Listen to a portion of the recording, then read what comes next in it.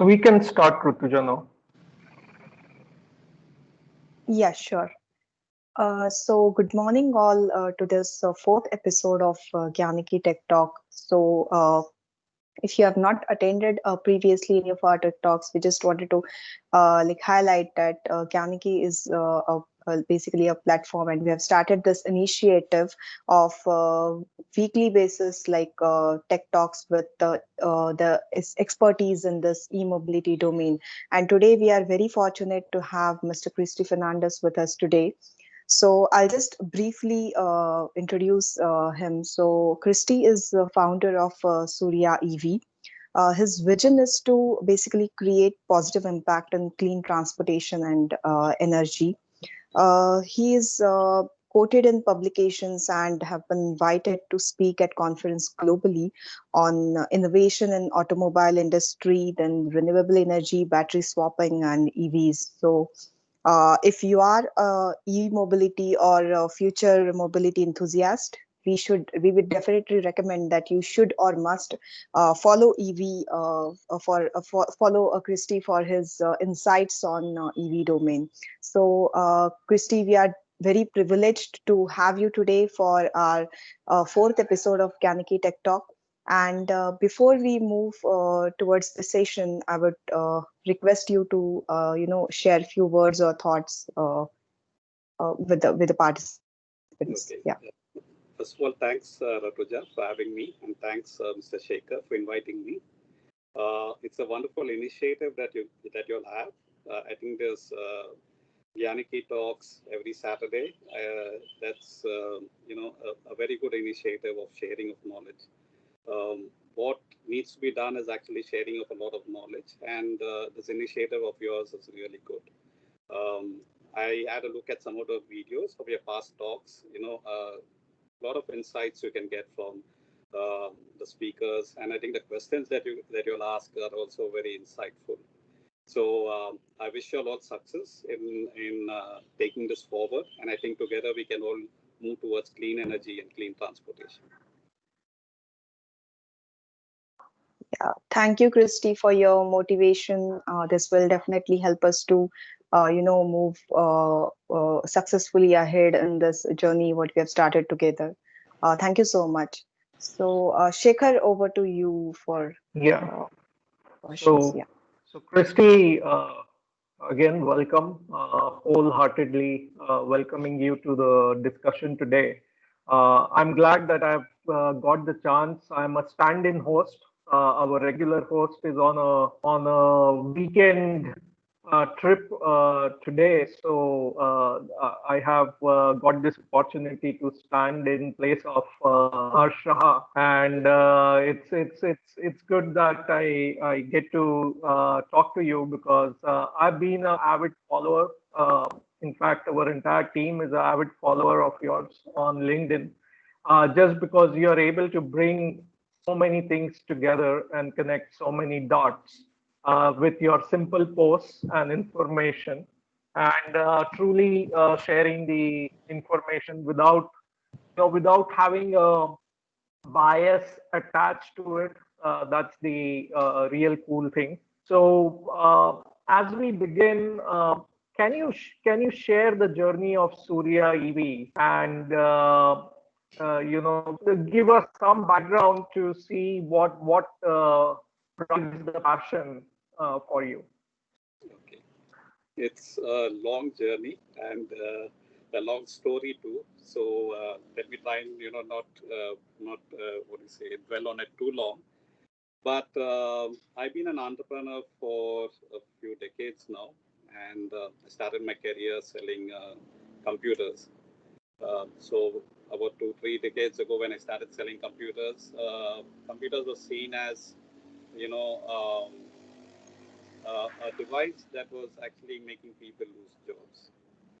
And every time I sold a computer, there was also a little bit of guilt that someone is going to lose their job. But at the same time, computers have created a lot of jobs, created a lot of opportunities, and I find the automobile industry in a similar situation. People are afraid of job losses, and that's a fact. But there is also going to be a lot more opportunities than what the existing industry had. Um, you know, so this is from an industry perspective. But personally, why did I get into this? That's of course. I mean, there are too many dots to connect and tell you right now. But one was I when you look around and you see people traveling and you see people traveling in a in a bit of inhuman conditions, I kind of felt that something needed to be done about it, especially for last mile transportation. Today, there are a lot of women folk who are also getting into the job market, and they are also cramped into vehicles that are not very conducive for them to travel in. And I also realized that public transportation is not going to be adequate. Public transport is going to, take its own time. And at the same time, there were a lot of, I would say, small-time entrepreneurs who saw this opportunity and started creating vehicles for this segment. So we had a lot of these share autos that were coming up, built in small factories, which looked very dangerous. Yes. But they were at the same time quite sturdy. I didn't see too many accidents happening with people traveling in it, except that instead of a vehicle built for might be 6 or 8 passengers, they were about at least about 12 passengers in it. I started off by thinking about with EVs, there might be an opportunity to design a vehicle that will be more comfortable and affordable for this particular segment. And I thought, if these vehicles can be built in small, by small enterprises in a bit of unorganized fashion, without thought going into engineering and design, I thought maybe I would be able to quickly come up with a vehicle for this segment. And that got me into this particular space. So for me, I've always been focused on the affordable last mile mobility because I felt that's a big segment that is growing, but is not being catered to by the organized sector. Of course, over the years, the Tatas and the Mahindras came out with 8-seater vehicle, the Tata Magic and the Mahindra vehicle.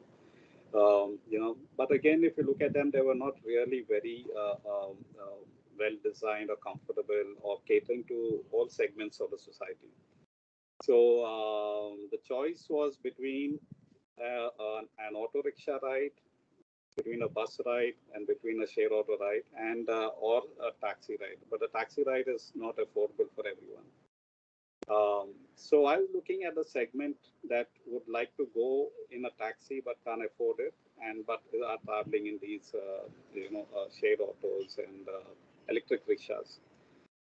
Electric rickshaws also something that I really appreciate. That it is what you say. It's been a groundswell.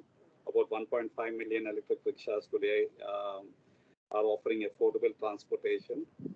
But what's a little bit concerning is the design of the vehicle. Right from an aesthetics perspective to, of course, design and engineering. And I felt that, if we want to be seen as a developed country, then our transportation also needs to be well designed. And today, if you look at it from globally, there are Western countries that are also designing such vehicles, but they bring in a good design element into it. I also traveled across the ASEAN region to see, what the needs are in this market. So the problems that we have in India are not only in India; it's also there in the ASEAN region. For example, if we go to Philippines, you have the jeepneys. Now, jeepneys are again vehicles that are being built in small workshops using second-hand engines and bodies that are being built locally. All of them are now very highly polluting, and the government, there are over 100,000 of such jeepneys in Philippines that the government wants to convert to electric, but they are not able to find a suitable electric vehicle to replace these jeepneys. Likewise, if you go to Cambodia or Vietnam, you'll find a motorcycle with carriage on the side called trikes. So again, it's vehicles that are being developed and produced locally by small-time entrepreneurs. So a lot of engineering design, are not going into these vehicles. Likewise, of course, in Thailand, you have the tuk-tuks, which are similar to our auto rickshaws in India. So all over the developing world, yeah, you'll find that there is a need for last mile transport, for affordable last mile transport, but there are no suitable vehicles for it. So, if you look at the ride-hailing companies, the Ola and the Uber and the Grab over here, or the Gojek in this region, they all started offering ride share, but all of them are using the same passenger car for ride sharing, which is not very conducive. It's not also able to provide the right economics. I also looked at the ride-hailing business and why they are not very profitable. So there are two parts to it. One is the consumer is not willing to pay a higher fare for a ride, and two, the fares at which the consumer is willing to pay for a ride, it's not economical. And the main reason why it's not economical is that they don't have a right vehicle for their business. So the ride-hailing business or the taxi business, unfortunately, there are no manufacturers catering to it. The only vehicle that has been designed for the taxi business is the London Black Cab, and now they have also electrified the London Black Cab. But that's for the developed world. So I found that there is a big opportunity, an unmet demand, and I felt that with good engineering and good design, we would be able to bring out a vehicle that is affordable, comfortable, and eco-friendly in the market. So that's where I started with. But I also knew that there are many issues for this particular segment, and might be, if you want, I can then get into the pain points which we are trying to address. Right. Thanks a lot, Christy. So this is really helpful, and you've covered the complete landscape for us as well. So let me ask you a bit more on where do you see the settling point for urban mobility? Where does it all come, and we get the holy grail for urban mobility? What's the roadmap in your mind? Yeah. So living in Singapore, I think, gives you a lot of insights, and it's an advantage because Singapore has one of the best road transport systems in the world. I would like to say also the best road transport system in the world. To start with, they have a policy which is a car light policy. That means they limit the number of cars that come out into the road that people can buy every year, and it's very expensive to own a car. But at the same time, what they have done is they've made it very comfortable for anyone to use public transport. When I say public transport, is right from taxis to buses to metros. And the kind of network that they have over here is fantastic. Every train station is just 3-4 bus stops away uh, you know, from where you live, and yeah, most of the bus stops are walking distance from where you live. So it's kind of well planned, well organized, and Singapore is, already looking forward to a multimodal transport, seamless multimodal transport. So they're moving in that direction. So I foresee that all urban areas will have to look at a seamless multimodal transport. We'll have to see how can a commuter travel from point A to point B in the shortest time and at the most affordable fare with comfort and safety. If you look at Singapore, one is taxis, and where it's very, where it's not very affordable to take a cab. So it's very convenient. You just book a cab and then you go down and the cab is waiting for you. So it's very convenient for people to not own a car. Two, for people who need to use public transport, it's very easy to walk to a bus station. They have covered paths where people can walk towards a bus station and then from there get into a metro and get anywhere they want to. So multimodal transport, seamless multimodal transport, I think is something that all cities, all urban areas will have to move towards. And it's not just transport, but I also think urban development, urban planning needs to also focus on how can you, build, what do you say, urban skates where people don't have, where everything can happen within a short distance. So Singapore is looking at a 20-minute walk kind of a city or a town and a 40-minute kind of city. So this is what we need to be looking at. We need to be looking at multimodal transport. We need to be looking at personal transport. Singapore is also laying a lot of cycle tracks, and they're also having a policy for personal mobility devices. So personal mobility devices, cycles, moving to bus stops, moving to trains, moving to taxis. I think seamlessly. I think that's the future for transportation. Okay.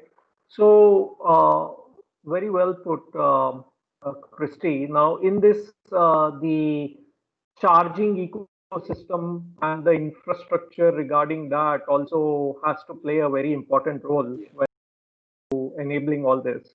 And this has been a debate in our country, wherein uh, it's a given that we have always struggled with infrastructure. We have always needed infrastructure 10 years before it finally showed up, and by the time it showed up, it was already outdated. Yeah. So what are the tips?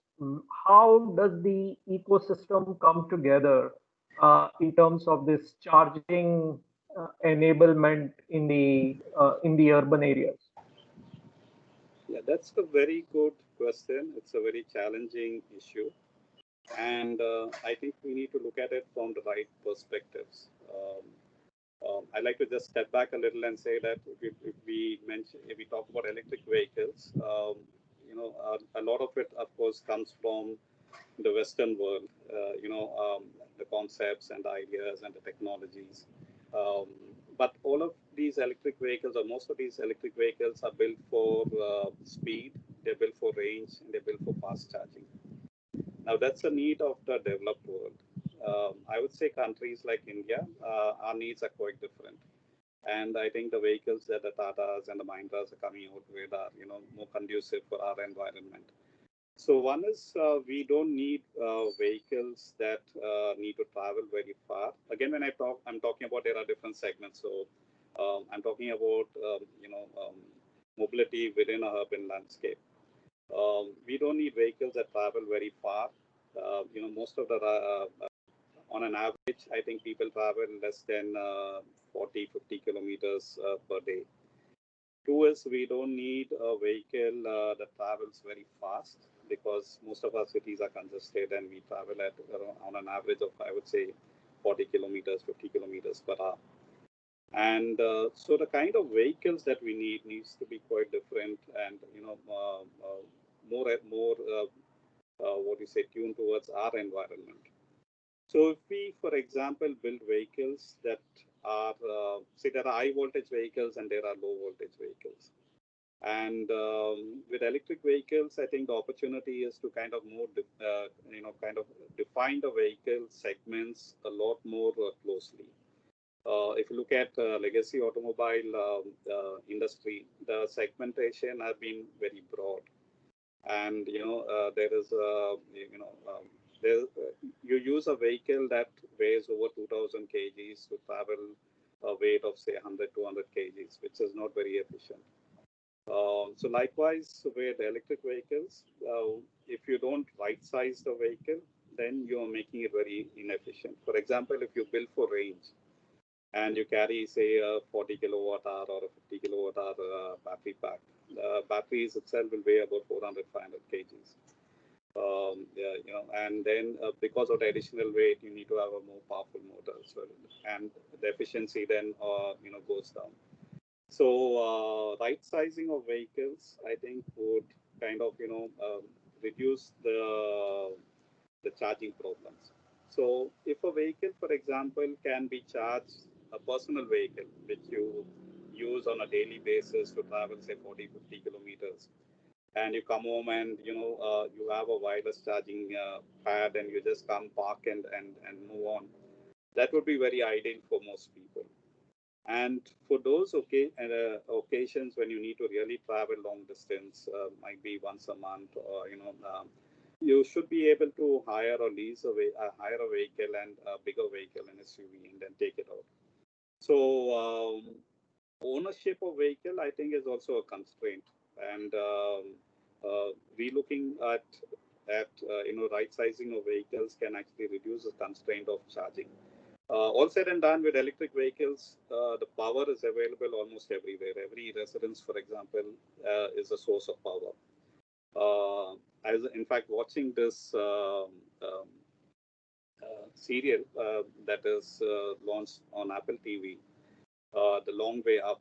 And so there are a set of two guys who travel on electric Harley Davidson bikes from right from South America up to North America, and along with two Rivian prototype vehicles. It's a very interesting ride. They show how with electric vehicle, actually charge points are available everywhere, except that because of the size of the battery and the power requirements, sometimes the charge points are not sufficient to charge the vehicle. So there are other ways in which you can overcome the charging, uh, constraints. Swappable batteries is one of the options that is also there. So we need to look at multiple options for charging. And I think if we look at it, one, right sizing the vehicle, and then two, looking at appropriate charging or swapping needs, I think we would be able to solve this problem. Okay, thanks, Christy. So on the point of the swapping and charging of the batteries, uh, the Surya has a concept of this swappable solar rechargeable batteries. So can you tell us a bit more about that on what it really entails? Yeah. So when we started working on this vehicle, our segment is the fleet segment. So we kind of looked at what are the needs of this particular segment, what are the pain points of this segment. So the segment that we are catering to, actually, there are multiple customers needs that we need to cater to. One is you have the operator needs, then you have the driver owner needs, and then you have the consumer needs. So if you look at the operator needs, they would like to have a plug and play vehicle, so that they are able to upload a lot of data from the vehicle, and their app runs more efficiently on the vehicle. From a driver owner needs, one is they're looking at a vehicle that can, give them maximum profits. So uh, every day they have a certain amount of time that they can expend, and with that time that they expend, what is the maximum return that they can get from it?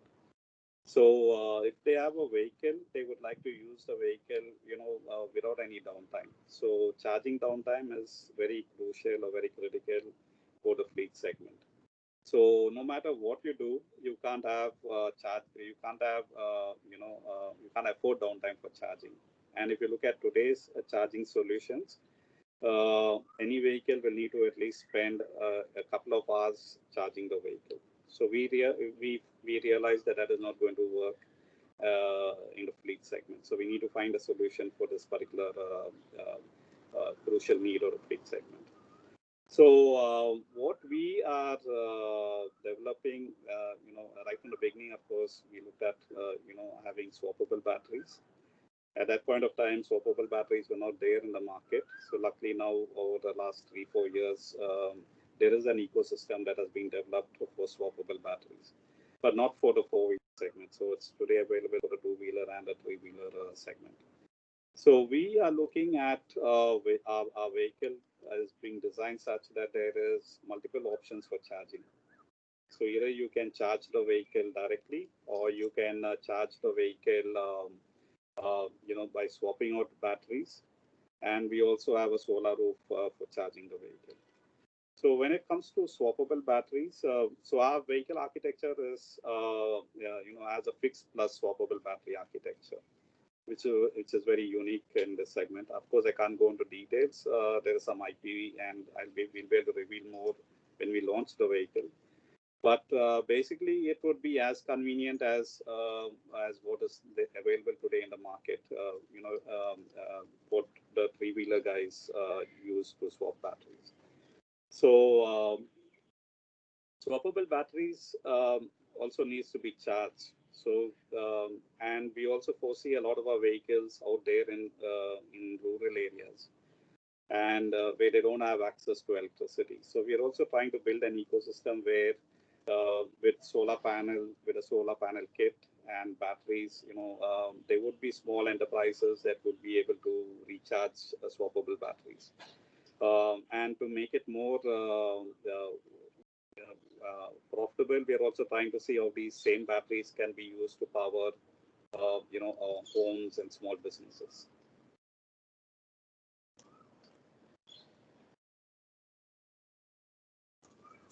Jacob? Thanks, and that some better back. So when do we see Surya EV on the? Yeah. Do we see it in India? Yeah. So the pandemic has kind of disrupted our plans. This almost this entire year is gone by without too much happening. There's uncertainty, and lack of international travel is kind of slow down things quite a bit for us this year. We hope in the next 18 to 24 months we would be able to have a prototype ready and launch a vehicle in the market. Okay. Now, part of your mission is to move away from the traditional manufacturing setups, the big factories, and look into a lean manufacturing and distributed assembly mechanisms. And you have been vocal about that. Can you share something more on how this thought has been evolving? Yeah. So when I got into this business, I looked at it and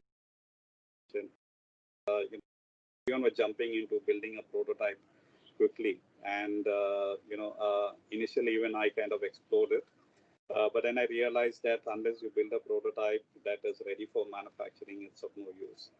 Today there are lots of companies that have prototypes, but they're not able to move to the next stage because designing a prototype and designing a prototype for manufacturing is quite different. So then, when we look at it from a manufacturing perspective, we realize that there is a lot of inefficiencies in automobile manufacturing, in legacy automobile manufacturing. Of course, the industry is 100 years old, and so it's evolved quite a lot. But over the years, it has also built up a lot of flab.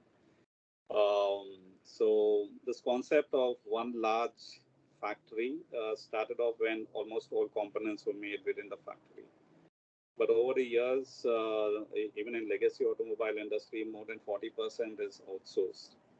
So it really doesn't make sense. For example, having a one large factory. For example, in India, if you have one large factory, say in Gujarat, and your tires are coming from, say, the south, from Chennai, or from one of these factories down south, it doesn't make sense moving four sets of tires, for each vehicle all the way up north, and then shipping that vehicle with those four set of tires back down south.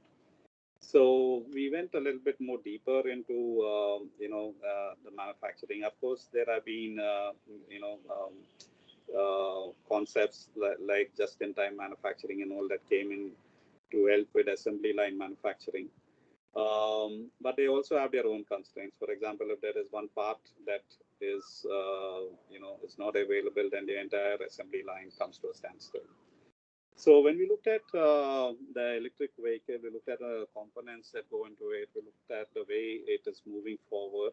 We realized that modular components are going to become more prevalent in the market. Even large, tier one suppliers like Bosch and all that are not going to be supplying just a motor. They're going to be supplying the entire drivetrain, including the axles if required. So we felt that, a lot of these components that are going to be coming from suppliers are going to be modular in nature because one, they're fewer in number compared to ICE.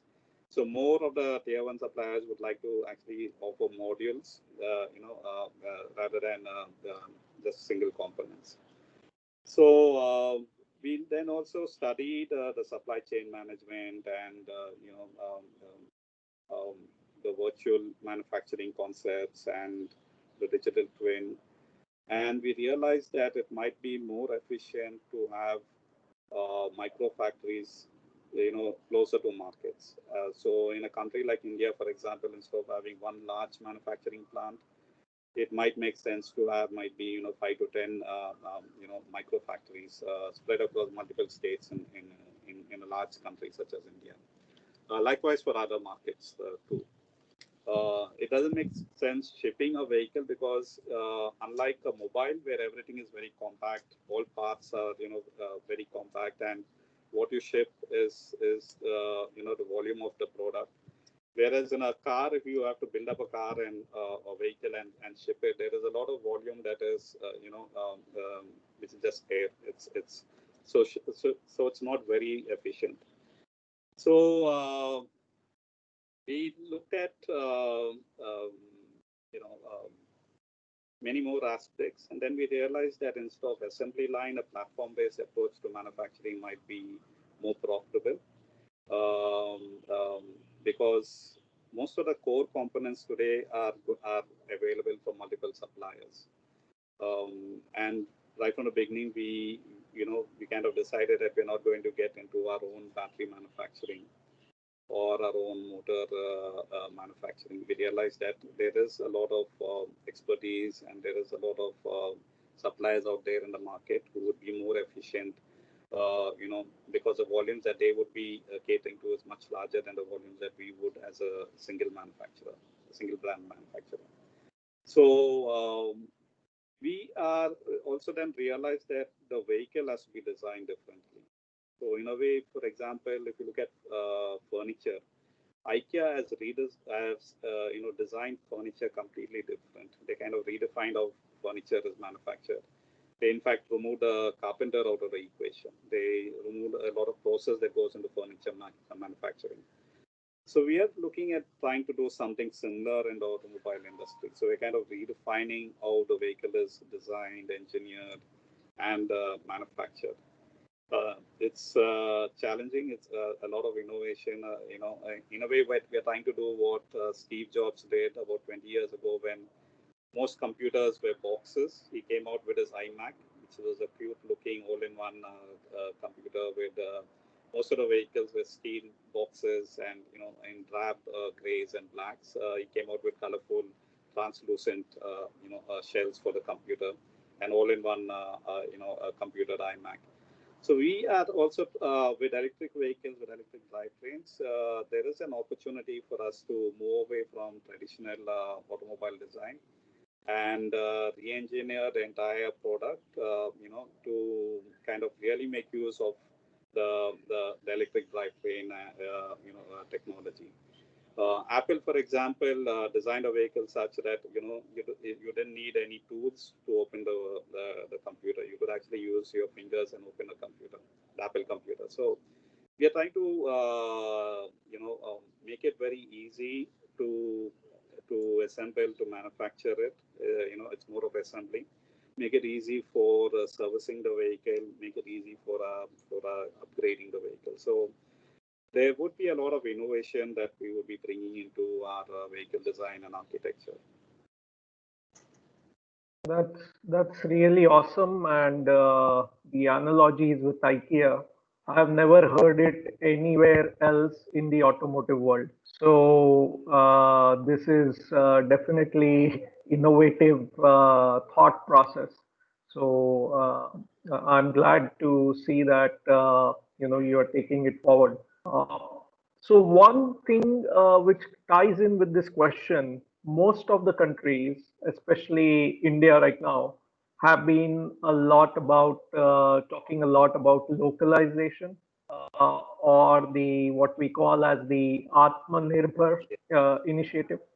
And kind of it tunes well with this micro factory initiative, and they seem to be connecting with each other. What are your thoughts on this localization in the Asia Pacific region, and where do you see the uh, roadmaps of the governments taking the countries? Yeah. So I would say localization for a large country like India, I think, is important. And India, all said and done, is a, they call is a subcontinent. So for ages we have kind of been self-sufficient. The only way, the only product that we are not self-sufficient is actually fossil fuels. And luckily now, with electric vehicles, the energy that requires to power these vehicles can be produced, within the country. So when we talk about local production, I think we should start focusing on, moving very quickly to electric vehicles, because $100 billion worth of fossil fuels we import every year. And if we can, move away from importing $100 billion worth of polluting fossil fuels every year into producing our own renewable energy, I think that would be one big step for the country, right from an energy security perspective, as well as from, forex losses that goes out, in purchasing these fossil fuels. So when it comes to electric vehicles, I think the government needs to be a little bit more,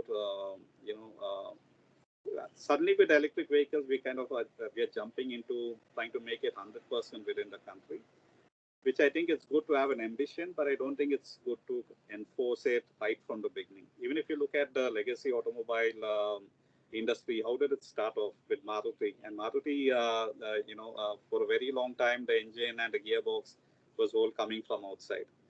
And it took a couple of decades before we were able to kind of, build the entire ecosystem to supply parts and components for the automobile industry locally. Likewise, I would say for electric vehicles, though we should have the ambition to make everything locally, I think we shouldn't penalize the electric vehicle startups and the industry if they need to import components, because all said and done, we need to achieve economics of scale. And at the beginning, it's not going to be, we are not going to get there unless it's going to take some time before we get there. But I would say that it is important that the government, kind of funds battery manufacturers to come and manufacture battery cells within the country. I think that's very important. That's a critical component. And I think the government also needs to, secure raw material supplies from within the country and outside the country for battery manufacturing, and also for magnets and rare earths that go into motor manufacturing. So India also, I think, needs to start exploring a lot more for such materials within the country. I'm sure that if we look, we might be able to find such deposits within the country. Good. So before I move to the next question, I would like the audience to put in their questions on the chat window so that we can go to them next. So please put in your questions if you have any for Christie. Christie, you mentioned about right sizing the vehicle. That is very critical aspect. Similarly, right sizing the charging network would also be aspect. There are two ways to move about it. You have fixed chargers, or you have the swappable, you have fixed batteries or the swappable batteries. Uh, what is the number of chargers per vehicle in terms of the fixed batteries, uh, or in terms of the swappable batteries, what is the ideal number of swappable packs per vehicle that need to be there in the ecosystem in order to for it to be successful? Yeah, so I'll take the second part because that's more easy to address. If you look at swappable batteries today, vehicles can also be sold without the batteries. Especially swappable battery vehicles. So the numbers, the quantities of batteries that are required, the location where the batteries are required, all of them can actually be determined. And most of these swappable batteries will actually go into a very different. So I think we can address this problem if we look at it, very localized. We don't have to look at the country as a whole. We don't need to say that okay, per every 2 kilometers or every 5 kilometers, we need to have such facilities. This would crop up wherever there is an ecosystem, wherever there is a need, for such vehicles, and this can be very easily determined. Today with telematics and so that a lot of data, a lot of locations, vehicle locations, all of it can be determined. So setting up swappable battery stations and determining the number of battery packs that are required. There are already a few players out there in the market who see it as as a business, and and this can be both an organized and a kind of unorganized business, similar to how petrol is sold in bottles in remote locations across the country. And solar can also be used to recharge batteries. India, luckily, has also have a lot of solar farms, and I would say a lot of solar power producers might find recharging of batteries that go into electric vehicles and inverters more profitable than supplying it to the grid. So, swappable batteries, I don't think there is going to be an issue at all. When it comes to charging network, again, we need to define it depending on the type of vehicles that we need to charge. For example, there might be bus fleets. Now that again might be relatively easier for you to kind of cater to those needs because they would need fast charging and and things like that. The only issue is for passenger cars, electric passenger cars that require fast charging, especially when they are traveling long distance and things like that. So, again, fortunately, the highways are are built today across India, across connecting major cities in India, and there are already pit stops that are being built across the highways. So it would make sense for solar farms to kind of set up these charging stations which can be powered by solar energy. Already in UK, surprisingly, they are setting up one such facility over there and planning to set up a lot more such facilities over there. When it comes to urban spaces and fast charging, I would say today most people who can afford a vehicle in India, especially the luxury vehicles, which requires fast charging, able to set up such facilities either in their home or offices or wherever. A lot of fast charging can also be set up in corporates. And I would say we shouldn't worry too much about passenger cars because I think if we cater to the needs of the fleet segment, the buses, the taxis, the rideshare vehicles, that infrastructure might come in handy later on for also the passenger car segment. Okay. Thanks, Christy. So one question again regarding Surya is autonomicity in the goal plan of Surya, and to what levels is autonomous being considered? Yeah. When I started off, that was where I wanted to get into, immediately. I thought, robo taxis, autonomous vehicles would be a great leap forward. And when I came to Singapore about 4 years ago, I had a ride in one of these autonomous vehicles. So the technology, I've also kind of, interacted with a lot of autonomous tech companies. The tech is almost there. What is required now is a very conducive environment for autonomous vehicles. So autonomous vehicles can fly wherever the environment is made conducive for it. Like how today, fossil fuel vehicles are able to fly wherever there is an environment that is made conducive for it. In urban areas, for example, we have traffic signals and we have rules and things like that. But for an autonomous vehicle, a traffic signal is not going to make is not important. I think what we would need is a lot of infrastructure built into the road, which can talk to these autonomous vehicles, and make it conducive for them to operate. One way forward would be if there is dedicated lanes for autonomous vehicles, then it's possible. But of course, in the developing world, especially in countries like India, where rules are not followed, autonomous vehicles can only work where rules are adhered to. Everyone follows the rules. I don't foresee autonomous vehicles taking off, at least in the next few decades, in urban transport in the developing world or in a country like India.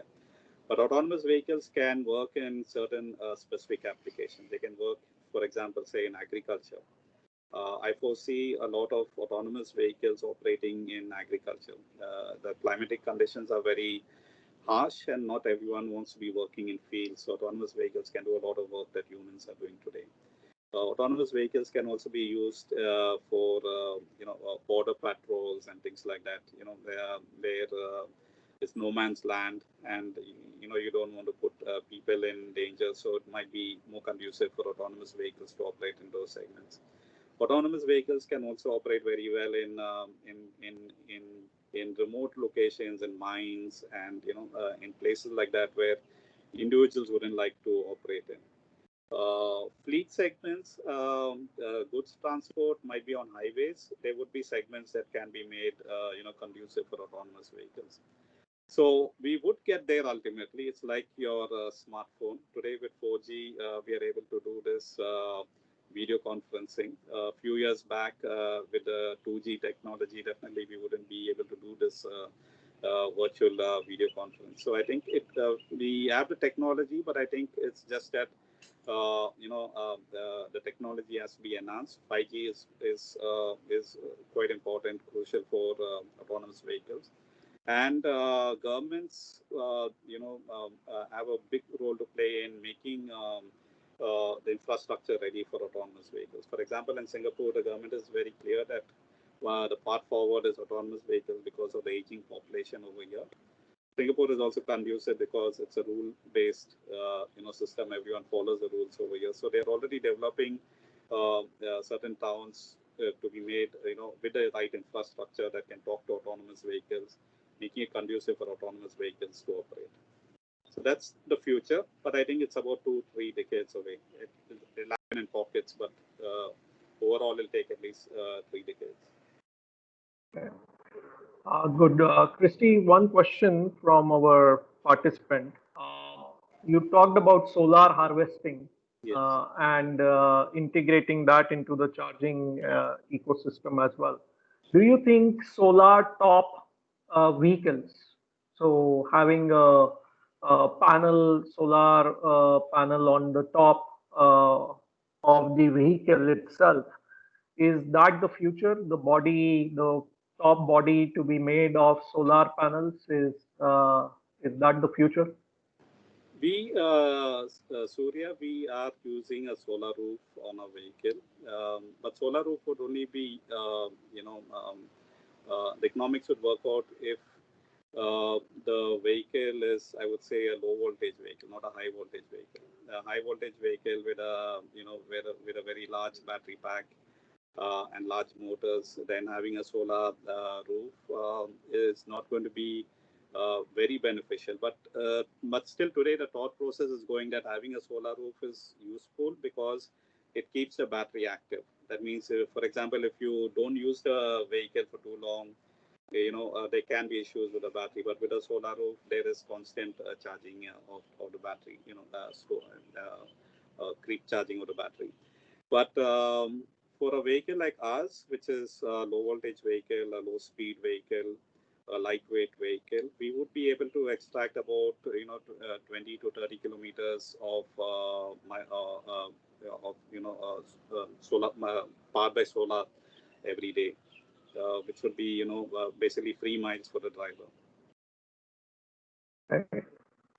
So now one question I have, Christie, and see, while growing up, we used to hear the names of Hero, Honda, Yamaha, the TVS, Suzuki, and so on.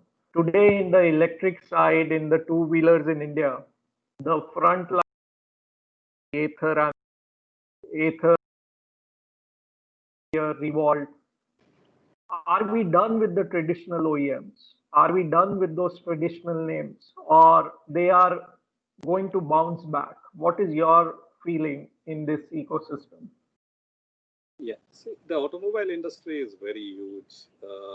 Today there are about 1.2 billion vehicles out there in the market. And if we have to replace all of these 1.2 billion plus fossil fuel vehicles in the market, it is going to take us at least a few decades. So there is an opportunity for a lot of new players to come in and capture some part of the market. But going forward, legacy automakers, they already have their investments in ICE vehicles, and it will take some time for them to turn around. And there's a lot of mindset change that needs to also happen, because you're not traditional systems, processes, way of doing business is not going to be profitable anymore when it comes to an electric vehicle. So it will take some time for them to change, but I think they would be able to quickly jump into this space. It would be also easy for them to jump into this space because they also have a lot of supply chains and networks in place. Um, Startups will be able to make inroads, I would say, strong inroads, and maintain a market share if they focus on niche segments. But if you operate in the segments that the large manufacturers are in already, it's just a matter of years before they kind of catch up with you. Right.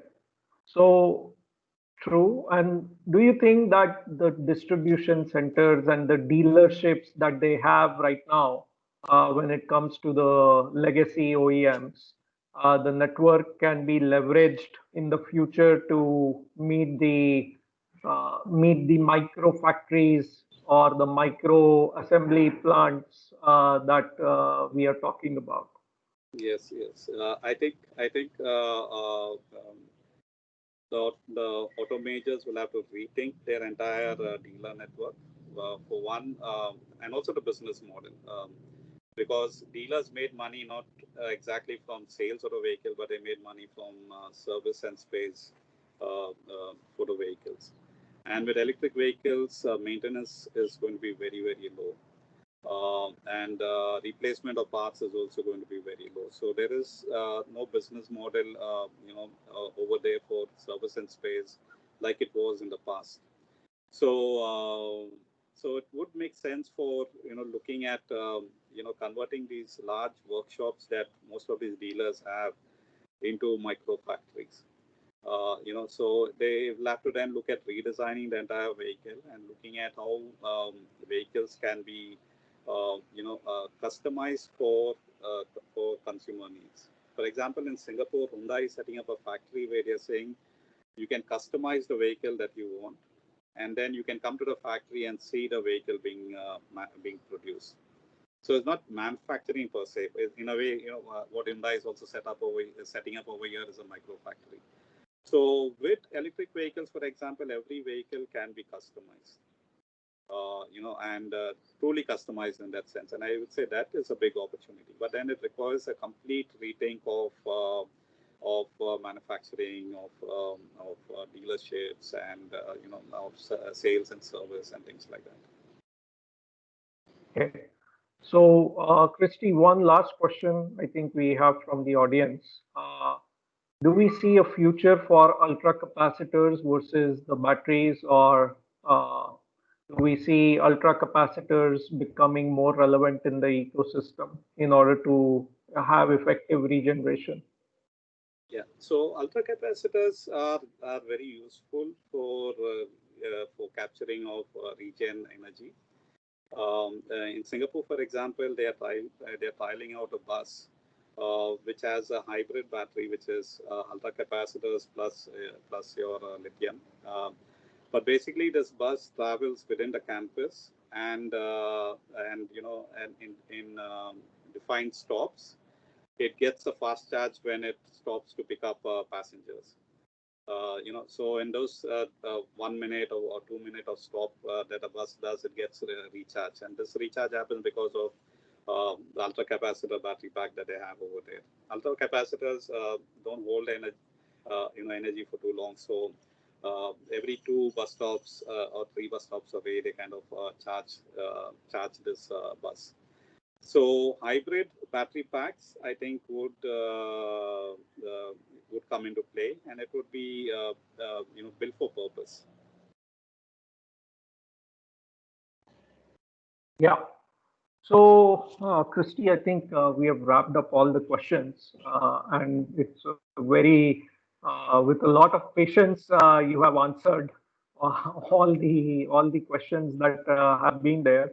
Obviously, this journey is evolving, and we are all, all the participants also are trying to. I know quite a few of them are moving over from the IC engine world uh, to the electric ecosystem. So it's still evolving thought process in their minds. But what we have seen is a sudden acceleration in India post this COVID scenario with two elements. One is the push towards energy independence coming from the government side, and the second is the anti-China wave that has spurred up the component level work that is happening. So again, how do you see, is this a ball which has now rolled and won't stop, or do you see that a lot of ups and downs are still yet to come in this industry? Yeah. So for one, the electric vehicle, path is now kind of well defined. There is no stopping it. We have crossed that part of no return, kind of in a way. Um, uh, there is a lot of progress that has happened in electric vehicles. And talking of China, all you need to do is go onto Alibaba and search for any type of vehicle, and you'll find hundreds of such vehicles out there on listed on that site. China has over 200 vehicle manufacturers. They have over 100 battery manufacturers. Almost every province in China has, the government is kind of funding and operating or jointly manufacturing electric vehicles. If you go to Shenzhen, for example, the entire bus fleet is today electric. The taxi fleet is completely electric. And there is a lot of progress that has happened in China. Um, Likewise, Tesla at a different angle is taking, as is now shaking up the entire premium and luxury segment of the automobile industry. And today, Tesla is the most valued automobile company in the world. So there is no. So I think there is no stopping electric vehicles anymore. But electric vehicles are not like your ICE engines, which remain very stable for close to 100 years. And if you look at even enhancements or progress or development, it's been very, very, very minor over these years. But with electric vehicles, I think you can't stop. You can't say I've done it and it's done. It's going to change very rapidly over the next 2-3 decades. The entire industry has to be ready for change happening at a very constant pace, almost similar to the IT industry or the computer. So from computers, from mainframes and minis, we move to desktops and then to laptops and then to tablets and then to mobiles, and then the applications and everything else also changed very rapidly. Today, the banking industry has changed because of this. The travel industry has changed because of this. Almost every industry has got impacted by the advances that happened in computing. Likewise, with e-mobility, I would say a lot more industries are going to get impacted. Convergence is going to take place. Software is replacing a lot of hardware in the automobiles. Yeah, and what we know is, what is. I mean, even designing a vehicle, I've seen that over the last 4 years, so much of change has happened that we need to constantly keep iterating to make use of these advancements that are happening in this industry. So change is going to be the new constant for the automobile industry, and it's going to be very difficult for legacy automobile professionals who are used to very slow pace of change, used to delivery, what to say, product life cycle development of many years, used to having vehicles out there in the market for decades in some cases. Here, everything is going to change. So, where are we moving? So, we're moving from electric drivetrains, we're moving to connected, we're moving to shared, we're moving to autonomous, we're moving to road and air. So, ultimately, I would say 3 decades from now, there would be vehicles that are designed to operate both on the road and in air. Airbus has come out with a good concept, pop-up concept, which is a platform which is used on the road and which is also used in the air.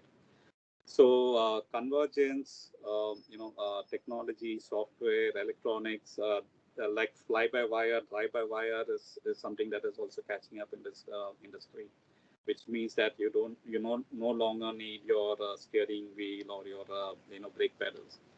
So the kind of professionals that we need in industry is also going to be very varied.